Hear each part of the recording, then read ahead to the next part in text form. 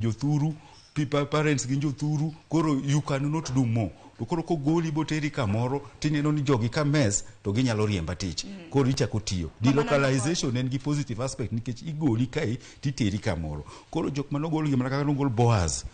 Ogole maranda to tere Nyambaria. Structures manoketo maranda ka imodhi to keto kocha ka.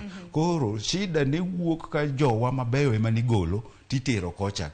Seche moko be no nyalo ti delocalization no nyalo ti kode mar kawo jok moko mane underperforming ka dismissing them tikawo gi tidhi pando gi kuonde moko. Koro kane en underperformer lese kata Kisii to kete Luo Nyanza kai, he is still going to underperform.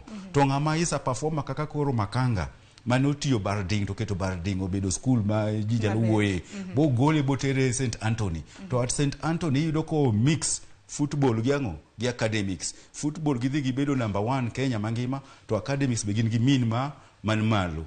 Koro sani igole kidhi yala. Koro nitie ga kaka telo luo ng'ato to ng'ato nyalo keto structure. Koro delocalization no, it is one aspect ma be okonyo go skunde ma jo Kisigo.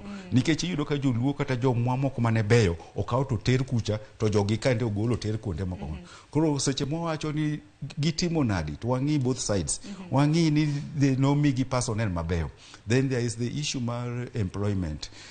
Seche matinde employment itimo gi jo BOM ni ng'eny jowa manyo skunde mabor borgo. To kanto koseyudo school, iseyudo skunde mathindo go,